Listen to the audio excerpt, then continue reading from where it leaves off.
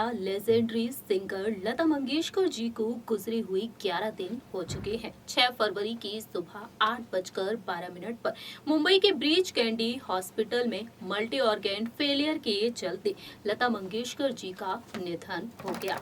लता मंगेशकर जी के निधन से पूरे ही देश भर में शोक की लहर दौड़ पड़ी है। सितारे अपने दिल के दर्द को बयां करते हुए नजर आ रहे हैं। इंटरव्यूज के जरिए और सोशल मीडिया के जरिए लता मंगेशकर जी के साथ की यादों को शेयर करते हुए देखे जा रहे हैं। वहीं बात की जाए लता मंगेशकर के परिवार के बारे में, तो इस वक्त परिवार की हालत कितनी दर्द भरी है, जैसा कि आप समझ ही सकते हैं।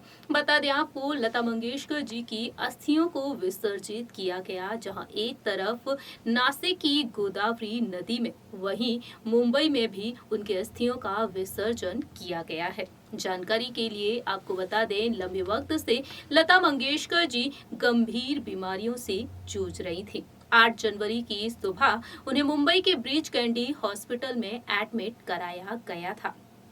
कोविड-19 पॉजिटिव पाए जाने के बाद लता मंगेशकर जी को हॉस्पिटल में एडमिट कराया गया था। वहीं लता मंगेशकर जी निमोनिया का शिकार भी हो गई थी, लेकिन इससे पहले साल 2019 में भी निमोनिया से पीड़ित होने के चलते, लंग्स में इन्फेक्शन के चलते उन्हें नवंबर के महीने में हॉस्पिटल में एडमिट कराया गया था। लता मंगेशकर जी की सेहत को लेकर उस वक्त भी दुआएं मांगते हुए नजर आए थे उनके चाहने वाले।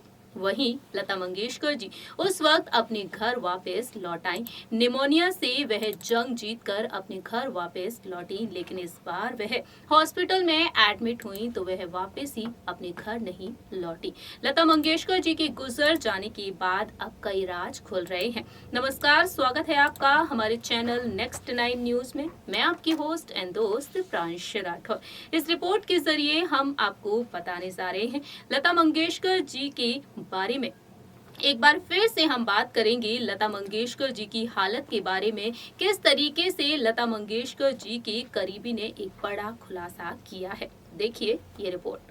जैसा कि आप सभी जानते हैं कि भारत की स्वर कोकिला मेलोडी क्वीन लता मंगेशकर जी अब हमारे बीच नहीं है। लता मंगेशकर जी को गुजरे हुए 11 दिन हो चुके हैं। 6 फरवरी की सुबह मुंबई के ब्रीच कैंडी हॉस्पिटल में मल्टी ऑर्गेन फेलियर के चलते 92 वर्षीय लता मंगेशकर जी का निधन हो गया। लता मंगेशकर जी के निधन से देश भर में शोक की लहर दौड़ पड़ी। राष्ट्रीय सम्मान के साथ 21 तोपों की सलामी के साथ 6 फरवरी की शाम शिवाजी पार्क में लता मंगेशकर जी को अंतिम विदाई दी गई। लता मंगेशकर जी, जिन्होंने न सिर्फ बॉलीवुड इंडस्ट्री के सितारों के साथ बल्कि राजनीति की दुनिया में भी अपनी बेहद अलग और खास पहचान बना ली थी। इस बात से आप सभी वाकिफ हैं कि लता मंगेशकर जी न सिर्फ अपनी सुरीली आवाज के जरिए मशहूर हस्तियों के दिलों पर राज करती हुई नजर आई, बल्कि अपने बर्ताव के जरिए भी, अपने व्यवहार के जरिए भी उन्होंने सभी के दिल को जीत लिया था। जानकारी के लिए आपको बता दें, लता मंगेशकर जी को याद करते हुए बॉलीवुड इंडस्ट्री के सितारे कई राज खोलते हुए नजर आ रहे हैं। बताते हुए देखे जा रहे हैं कि लता मंगेशकर जी उनके साथ कितना प्यारा बॉन्ड शेयर किया करती थी। बॉलीवुड इंडस्ट्री के कई सितारों को वह अपने बच्चों के समान माना करती थी। कई सेलिब्रिटीज उन्हें माँ कहकर बुलाया करते थे। वहीं लता मंगेशकर जी के गुजर जाने के बाद और भी कई राज खुल रहे हैं। इतना ही नहीं, सेलिब्रिटीज ने इस बात का खुलासा भी किया है कि लता मंगेशकर जी अक्सर उन्हें तोहफे भेजती रहा करती थीं। लता मंगेशकर जी के बारे में जानकर, इन तमाम बातों के बारे में जानकर फैंस की आंखें आज भी नम हो रही हैं और फैंस उन्हें पल पल याद भी कर रहे हैं। इसी दौरान देखा जाए तो आपको बताना चाहेंगे इस रिपोर्ट के जरिए कि हाल ही में लता मंगेशकर जी की एक हाउस हेल्पर ने कुछ राज खोले हैं जो आप सभी के दिल को छू लेने वाले हैं। सबसे पहले आपको बता दें, लता मंगेशकर जी की अस्थियों के बारे में। नासिक में गोदावरी में उनकी अस्थियों को विसर्जित किया गया। वहीं इसके बाद लता मंगेशकर जी की अस्थि का विसर्जन हुआ है मुंबई में। दरअसल 3 जगह पर लता मंगेशकर जी की अस्थियों को विसर्जित किया जाएगा और जल्द ही लता मंगेशकर जी की अस्थियों का विसर्जन किया जा सकता है हरिद्वार में, ऐसा रिपोर्ट्स के मुताबिक दावा किया जा रहा है। वहीं आपको बताना चाहेंगे कि लता मंगेशकर जी के हाउस हेल्पर ने आखिरकार क्या खुलासा किया है। दरअसल लता मंगेशकर जी जो बीते 2 सालों से अपने घर में कैद थीं। साल 2019 में वह मुंबई के ब्रीच कैंडी हॉस्पिटल में एडमिट हुई निमोनिया की वजह से और साथ ही साथ लंग्स में इन्फेक्शन होने के चलते नवंबर के महीने में लता मंगेशकर जी को हॉस्पिटल में एडमिट कराया गया था। लेकिन जैसे ही लता मंगेशकर जी ठीक हुई, वह अपने घर वापस लौटी। प्रभुकुंज में वह अकेले ही वक्त बिताया करती थी, लेकिन उनके हाउस हेल्पर उनके साथ रहा करते थे, उनकी देखरेख किया करते थे और परिवार के सदस्य उनके घर के पास ही में रहते हैं। वहीं आपको बताना चाहेंगे लता मंगेशकर जी के बारे में कि लता मंगेशकर जी अपने हाउस हेल्पर्स के साथ कैसा व्यवहार किया करती थी। रिसेंटली रिपोर्ट्स के मुताबिक सामने आया है कि उनकी घरेलू सहायकों में से एक सुमन साल्वे ने बताया है कि कैसे लता मंगेशकर जी उनकी हेल्प किया करती थीं।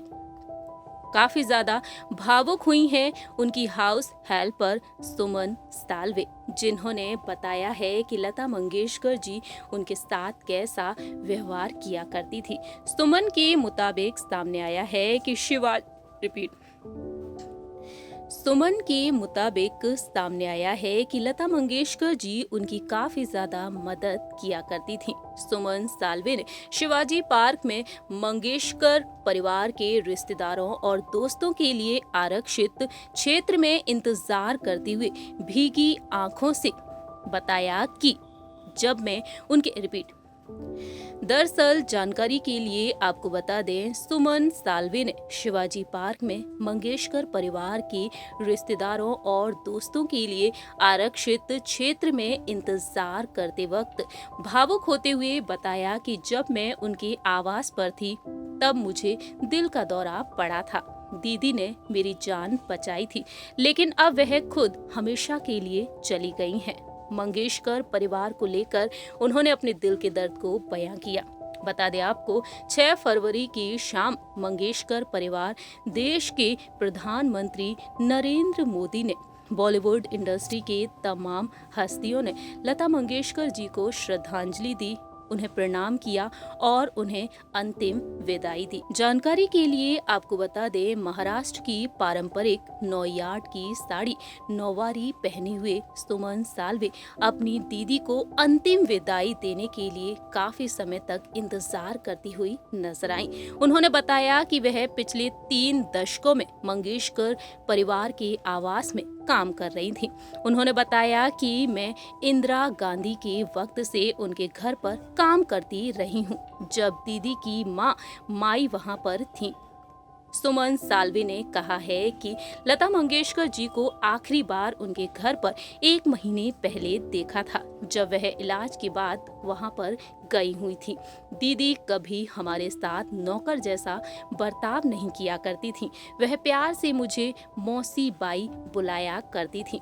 उन्होंने कभी हमसे गुस्से में बात तक नहीं की। इस दुनिया में दीदी जैसा इंसान कोई नहीं है और कोई भी कभी उनके जैसा नहीं हो सकता है। इतना ही नहीं, वह कहती हैं कि मंगेशकर ने उन्हें अपने आवास प्रभुकुंज आते जाते रहने के लिए कहा था, जबकि दिल का दौरा पड़ने के बाद उनकी चिकित्सीय स्थिति ऐसा करने की अनुमति नहीं देती है। सुमन साल्वे के मुताबिक सामने आया है कि लता मंगेशकर जी उनकी छोटी छोटी जरूरतों का ध्यान रखा करती थी। उनके साथ कभी नौकरों जैसा बर्ताव नहीं किया करती थी। उन्हें कपड़े और भोजन दिया करती थी। इतना ही नहीं, उनकी दूसरी सहायिका पुष्पा नबार ने बताया है कि दीदी जैसा कोई नहीं।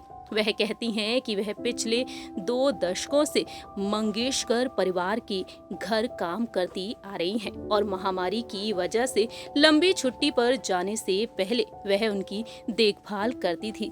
पुष्पा ने बताया है कि मंगेशकर के घर पर 6 से 7 लोग काम करते हैं और सभी उनके निधन से बेहद दुखी हैं। इस तरह से मंगेशकर परिवार में काम करने वाले नौकरों ने अपने दिल के दर्द को छलकाया है। ये बातें हर किसी के दिल को छू रही हैं, हर किसी की आंखों को नम कर रही हैं। आज सभी ने देखा जाना कि लता मंगेशकर जी अपने नौकरों के साथ कैसा व्यवहार किया करती थी। उनका यही व्यवहार हर किसी का दिल जीत लिया करता था। आज लता मंगेशकर जी हमारे बीच नहीं है, लेकिन उनकी यादें हैं जो हमेशा ही हमारे बीच मौजूद रहेंगी। हमेशा ही उनकी सुरीली आवाज हमारे बीच गूंजती रहेगी। इस रिपोर्ट में इतना ही। तब तक के लिए आप देखते रहिए नेक्स्ट 9 न्यूज और हमारे चैनल को लाइक, सब्सक्राइब और शेयर करना बिल्कुल ना भूलें।